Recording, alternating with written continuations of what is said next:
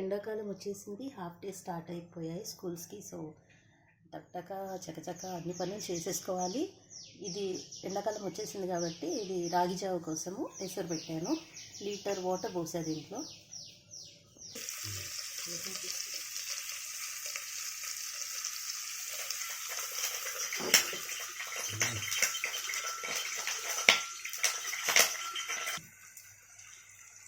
Litre వాటర్లో half spoon salt వేసాను. ఇప్పుడు ఎసరు వచ్చేసింది, పిండి కలిపేస్తున్నాను.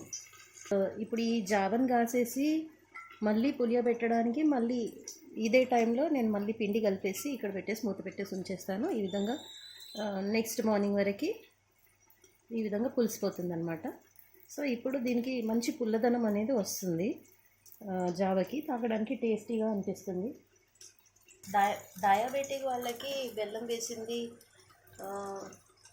అంటే షుగర్ని పెంచుతుంది కాబట్టి డయాబెటిక్ వాళ్ళు ఈ విధంగా సాల్ట్తోని అంబలు కాచుకుంటే మంచి ప్రోబయోటిక్ ఫుడ్ ప్లస్ ఇది తాగడం వలన ఆకలి కూడా ఎక్కువగా వేయదు.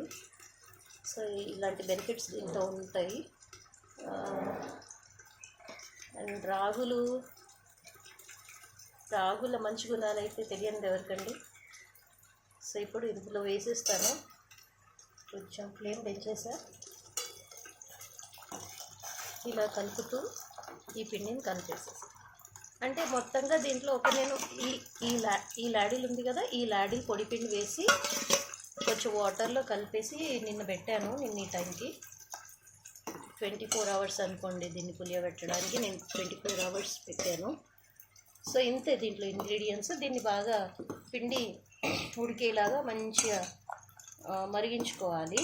అయితే ఇది పొంగు వస్తూ ఉంటుంది కాబట్టి మనం ఆ పొంగుని కంట్రోల్ చేస్తూ అప్పుడప్పుడు కలుపుతూ ఉంటూ అడుగున పిండి పట్టుకోకుండా ఇలా కలుపుతూ ఈ అంబలిని కాసుకోవాలి. ఈ తెలంగాణ వాడుక భాషలో దీన్ని అంబలి అంటారు. వాళ్ళ జావా అని కూడా అంటుంటారు. దీన్ని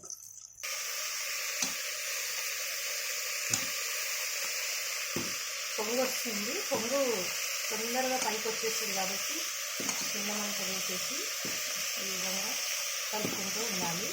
ఇది కొంచెం మంచి ఉడకగానే ఆఫ్ చేసేసి సర్వ్ చేసుకోవడానికి రెడీగా ఉంటుంది. చల్లారగానే కొంచెం గ్లాస్లో పెట్టుకొని తాగేసేయచ్చు. పిల్లలకైతే బెల్లంతో చేసింది చాలా మంచిది. ఐరన్ ఎక్కువ రిచ్గా ఉంటుంది కాబట్టి ఇదైతే పెద్దవాళ్ళకి సూటబుల్. ఓకే, దీంట్లో ఉప్పు సరి చూసుకొని మీకు సరిపడా ఉప్పుని యాడ్ చేసేసుకొని ఈ స్టేజ్లో బంద్ చేసేయచ్చు. ఇది రెడీగా ఉంది. ఇది కొంచెం పల్చగా అనిపిస్తుంది కానీ కాసేపు అయ్యాక అది చిక్కబడుతుంది. అంటే చల్లారినాక కొంచెం చిక్కబడుతుంది. మనం తీసుకోవడానికి కన్వీనియంట్గా ఉంటుంది. సో డైట్ చేసే వాళ్ళకు కూడా ఇది చాలా మంచిది అన్నమాట. ఆఫ్ చేసేయండి.